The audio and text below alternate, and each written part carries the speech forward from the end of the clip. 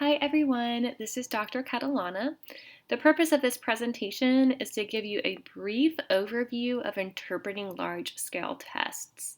So you should have already reviewed the differences between norm reference grading and criterion reference grading. And as I said in that presentation, the one thing I can promise you is you will never understand everything about large-scale tests. And that's totally okay. I have my doctorate in this content, and I am still constantly Googling things and making sure I'm interpreting it correctly. So it's really not the case of can you memorize everything and do it perfectly. It's more the case of can you try to analyze based on the content that you know. Assessment is just always changing. So don't be intimidated by things that you haven't seen before. Really, the importance of your class in this case is can you interpret based on the foundational skills that I've given you. So for this activity, we're going to look at three different students, Gerard, Kalia, and Marcus. Okay, so within this, we're looking at three different tests. We will look at the MAP, which is a measure of academic progress, the ACT Aspire, and also the South Carolina PASS. So I tried to pick a couple of different ones. I'm pretty positive you'll see at least one of these in the field. And what we'll do is kind of analyze their score reports.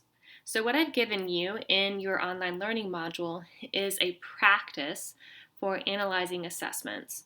So I do want you on your own to try to figure out all of those answers, and particularly pay attention to the questions that ask you to respond as if you are talking to the parent. This stuff is intimidating. It doesn't make sense at first glance. And one of the most important roles of a teacher is to make sure that students and parents understand their large-scale scores. Particularly parents get really caught up in how their students are doing on these assessments. So it's important that as a teacher, you can kind of calm them down a little bit and help them understand what the scores really mean. I'm not going to go through the activity that I gave you at this point. I want you to struggle through it. I know you hate me for saying that, but one thing that I do want to say up front is I have given you examples of these score reports as you would most likely see them in the field, which means they're not complete. Yes, there's data missing. So yes, your answer could be, I don't know. And also, the data is not pretty, so everything's kind of mixed up in one.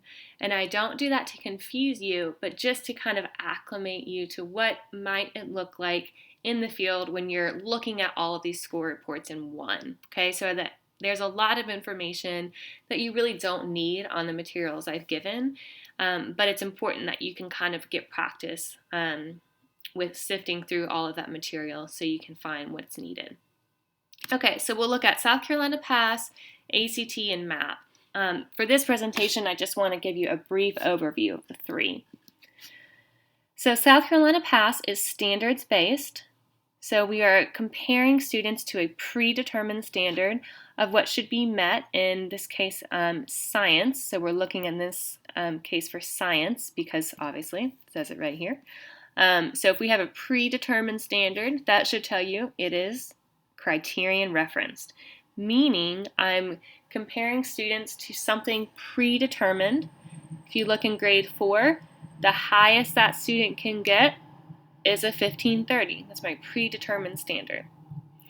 Another reason when we're looking at these scores that I know right off the bat it's criterion referenced is I see these different categories or proficiency levels. So I have does not meet, approaches, meets, and exceeds. Nowhere on here do I see anything about how this student compares to other students. So that's why I know it's not norm referenced. A couple of things here, of course, these are your proficiency levels. Different criterion reference tests or standards-based tests will have different proficiency levels. So sometimes it's does not meet up to exceeds. Other times it's just below, meets, exceeds. So this will change depending upon the test. Another important thing to note is the scale score range. Now, don't concern yourself with what that scale score means in terms of what is meant by scale. You don't need to know. Again, practice not being intimidated by unfamiliar words, okay? But I can automatically see, okay, my student is between a 1770 and an 1834 if they're in this does not meet proficiency level, okay?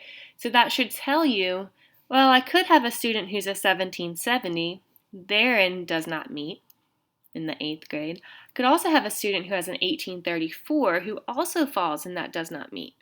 But we definitely shouldn't be treating those students the same in terms of how we teach and differentiate. So that's one thing to notice. What are these standards-based assessments aligned to? South Carolina Ready, South Carolina Pass, and EOC. I talked about this in your previous presentation. Notice these are South Carolina specific, right? So these, what are they aligned to?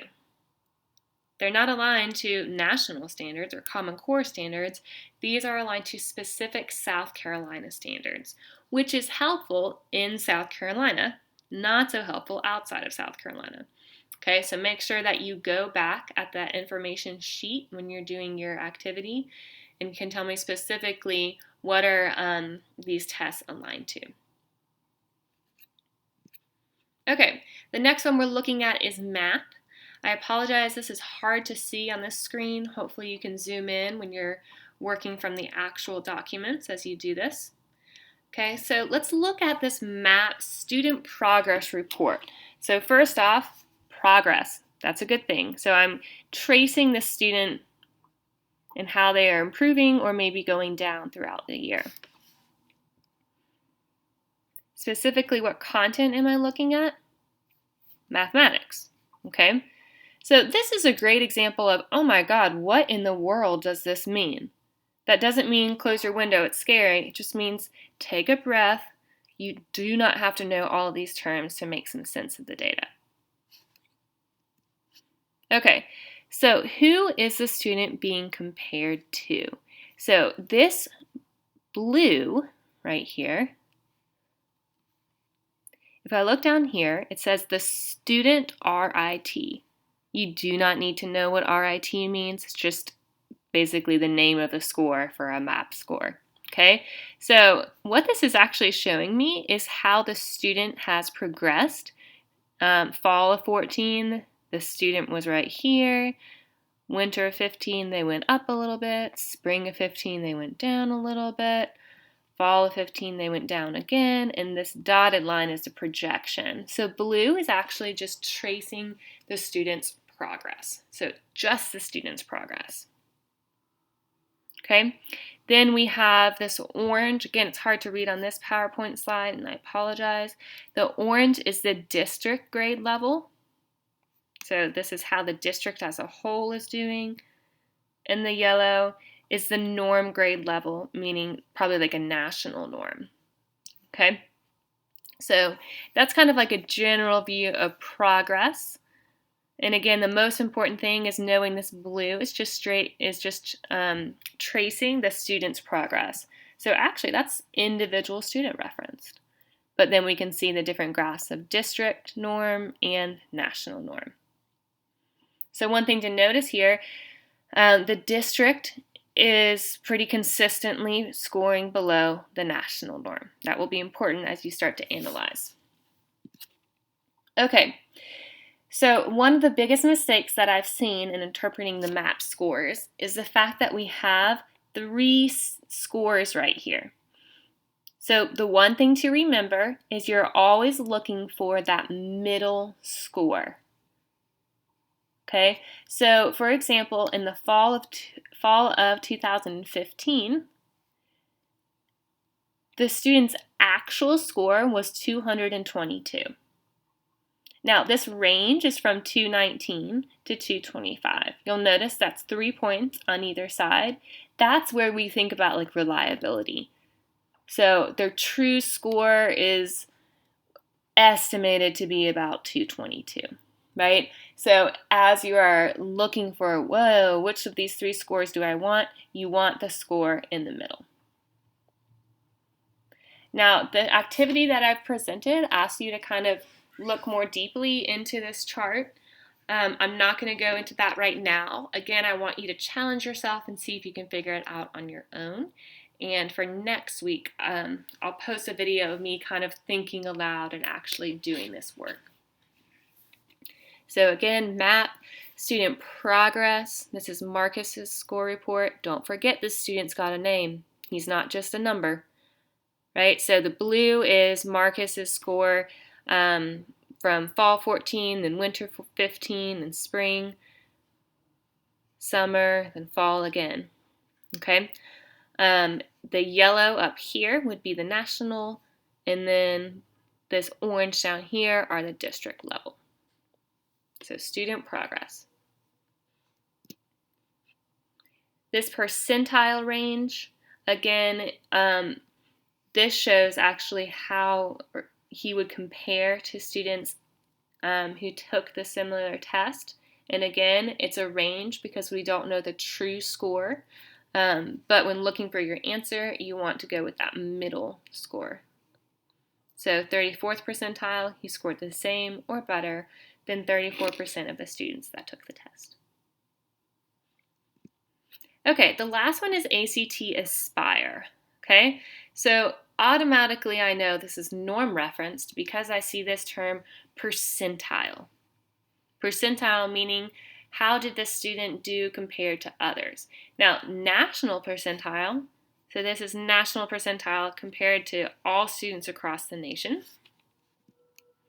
My US rank, she scored the same or better than 78% of students in the nation.